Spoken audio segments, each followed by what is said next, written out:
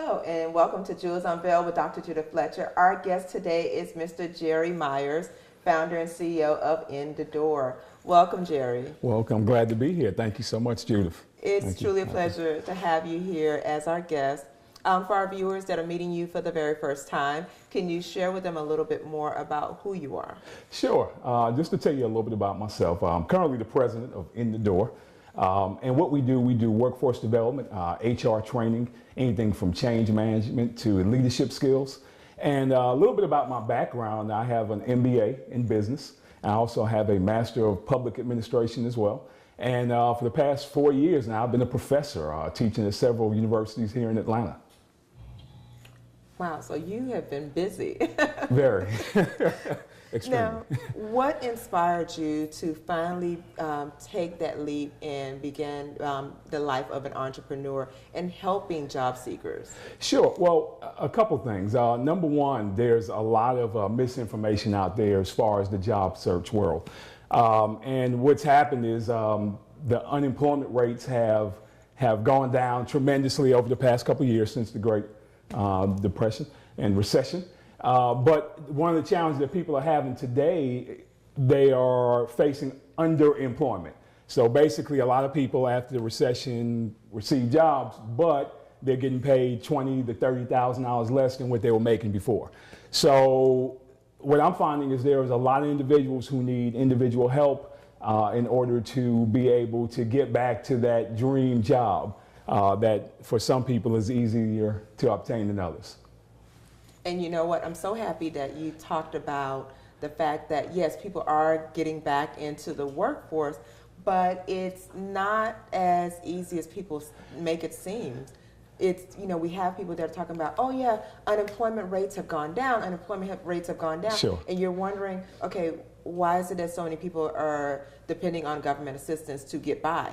So let's talk a little bit more about the underemployment and really helping people to understand what is that? Sure. Well, underemployment basically is where you have, you're in a position, but you could be in a higher position or making more money. Oftentimes when people are underemployed, it's a position where they may have been forced to go into a particular role. Maybe because of necessity, maybe they have to pay their rent, the car notes are due, so you can't just sit at home. But at the same extent, they are not getting paid and working their skill set up to their actual value. Exactly. And I know so many people talk about the fact that, things have changed. It's not the same. I also hear like older people that that have been working since like the 1940s and 50s, and they're thinking, oh, with all the money that people are earning these days, life should be good, not realizing, okay, with the salaries somewhat going a little higher than they were back, according to the 50s and 60s, where they were 60s, 70s, and even the 80s. Sure.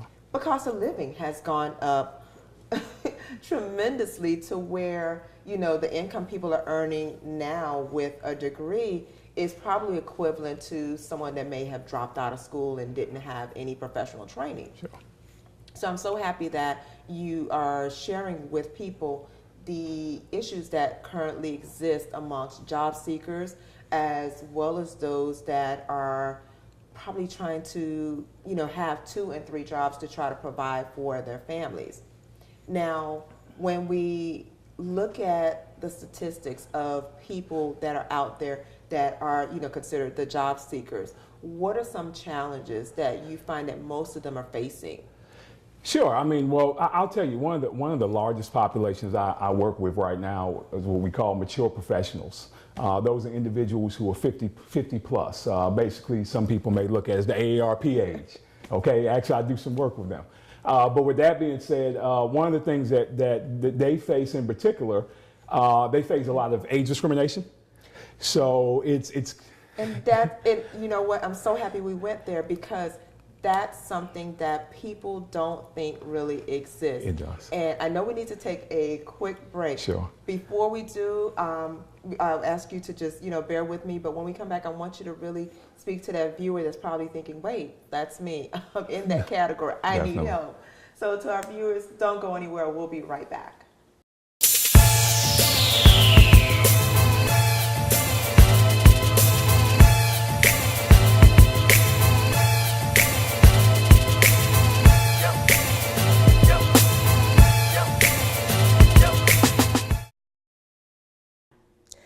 Hello, and thanks for tuning in to Jewels Unveiled with Dr. Judith Fletcher. As many of you know, those of you that have followed me over the years, know that I had gone through a devastating divorce. And during that time, my whole foundation felt shaken. And there were so many changes that was taking place in my life till the point I actually had a nervous breakdown. And so I would like to share a few tips with those of you that are faced with some of the same challenges today. One, I encourage you to remain calm. Face the fact that this is what has happened. It's not the end of the world.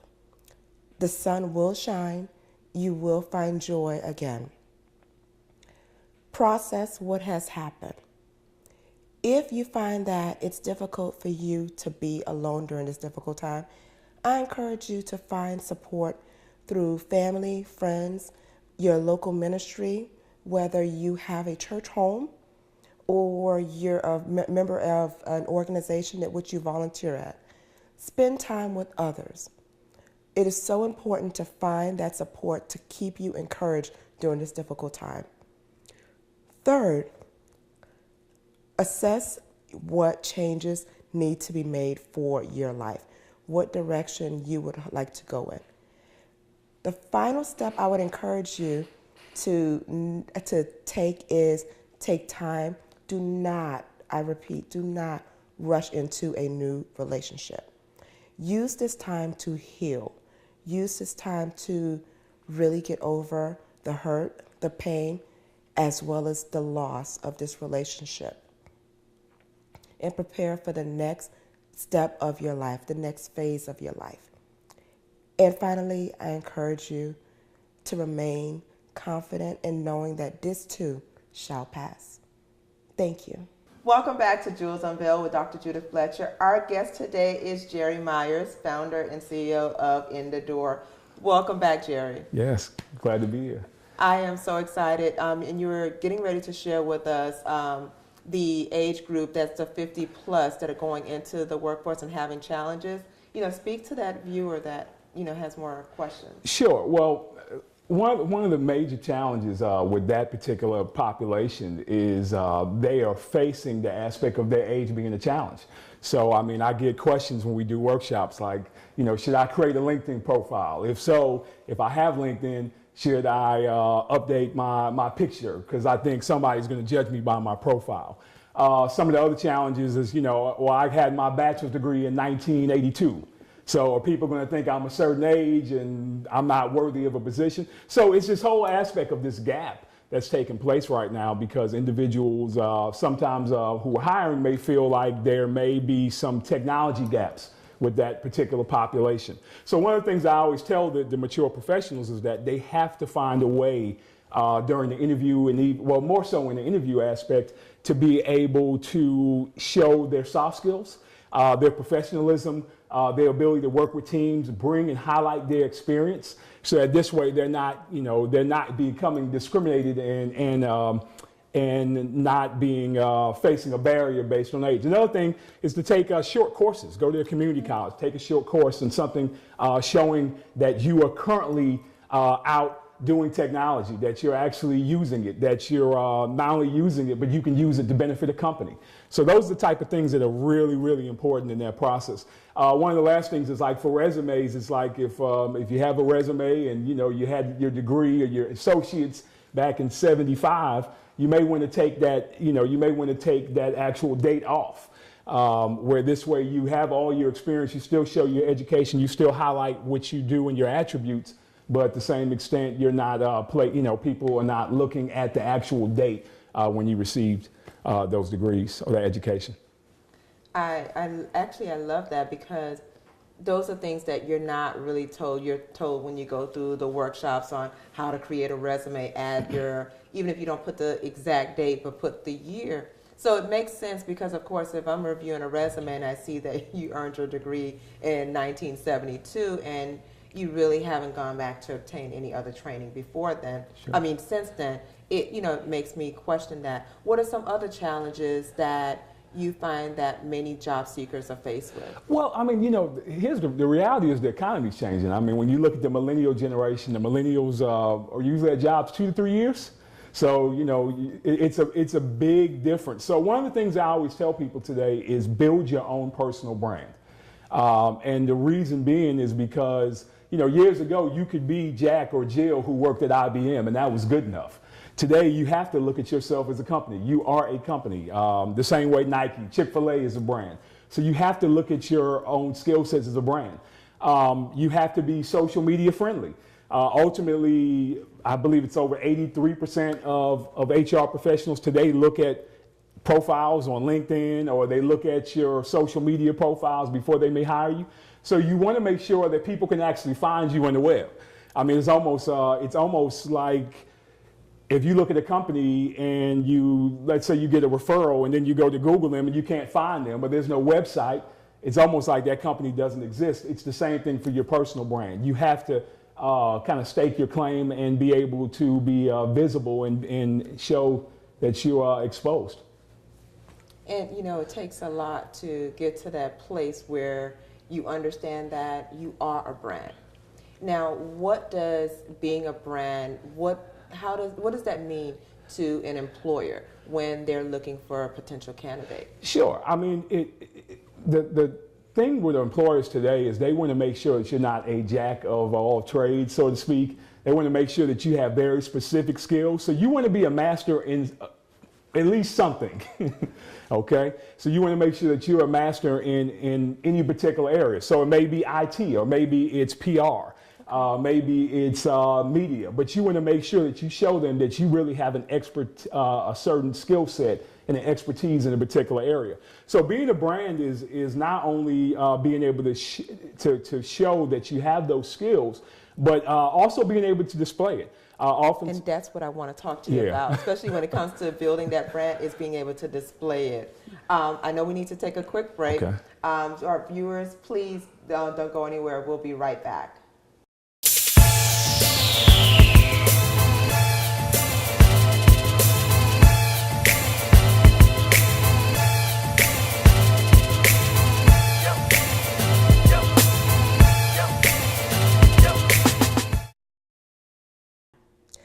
Hello, and thanks for tuning in to Jewel's Unveiled with Dr. Judith Fletcher.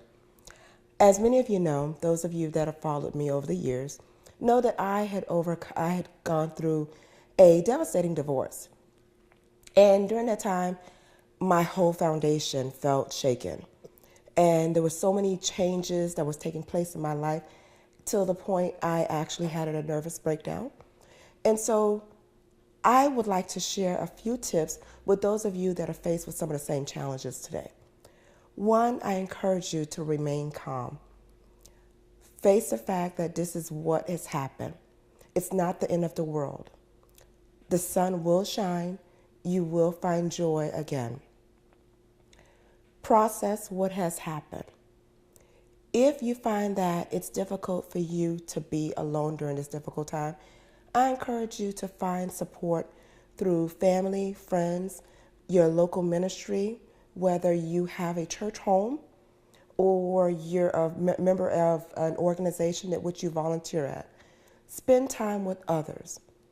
It is so important to find that support to keep you encouraged during this difficult time. Third, assess what changes need to be made for your life, what direction you would like to go in. The final step I would encourage you to take is take time. Do not, I repeat, do not rush into a new relationship. Use this time to heal. Use this time to really get over the hurt, the pain, as well as the loss of this relationship. And prepare for the next step of your life, the next phase of your life. And finally, I encourage you to remain confident in knowing that this too shall pass. Thank you. What inspired me to write the book was actually I had ran into a lady who was probably in her late 40s who was recently at a major bank, in the United States and was doing security. To make a long story short, she had been laid off, had major challenges, and I really wrote the book for somebody like her.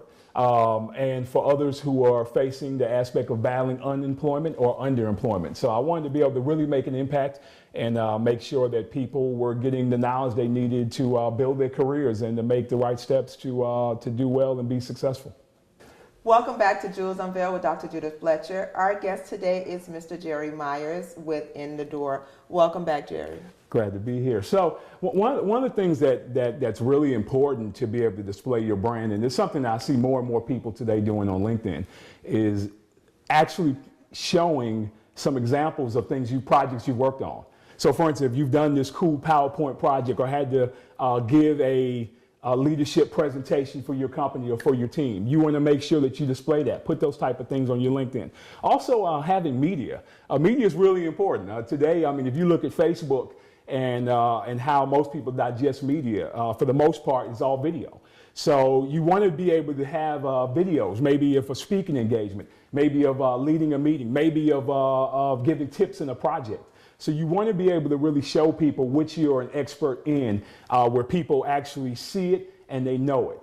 That's really important. I mean, so today we live in, it's almost like, and mind you, I'm a marketing professor, so I kind of look at this like marketing almost. It's not good enough just to say we're a good company if you're a business. You can't just say I'm a good company. You have to show people. People have to really say that you are a good business. So it's the same thing with your own personal brand. You have to put your information out there. You have to really display it and let other people talk about what you're doing and your greatness. Now, for that viewer that's thinking, oh my goodness, Jerry, you have provided so much information. I don't even know where to begin, but I still have questions. I still want to learn more about building my brand. I still want to learn more about updating my resume, being more marketable, and drawing the attention of potential employers. So that way I'm no longer underemployed, but become fully employed and being able to provide for my family. Sure. How can someone reach you to learn more information? Sure, a couple different ways. You can follow me on Twitter at JerryMyers16, or you can get in touch with us at info@inthedoornow.com, or visit our website at www.inthedoornow.com.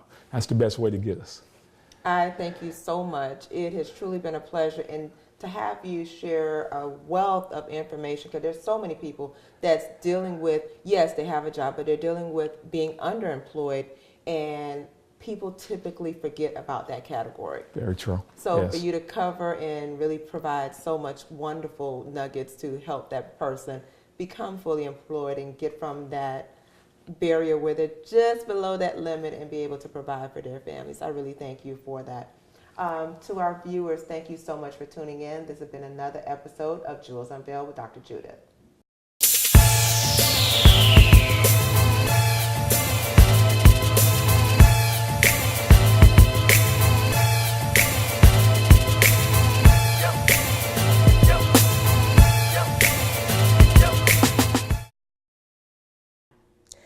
Hello, and thanks for tuning in to Jewels Unveiled with Dr. Judith Fletcher. As many of you know, those of you that have followed me over the years, know that I had gone through a devastating divorce. And during that time, my whole foundation felt shaken. And there were so many changes that was taking place in my life till the point I actually had a nervous breakdown. And so I would like to share a few tips with those of you that are faced with some of the same challenges today. One, I encourage you to remain calm. Face the fact that this is what has happened. It's not the end of the world.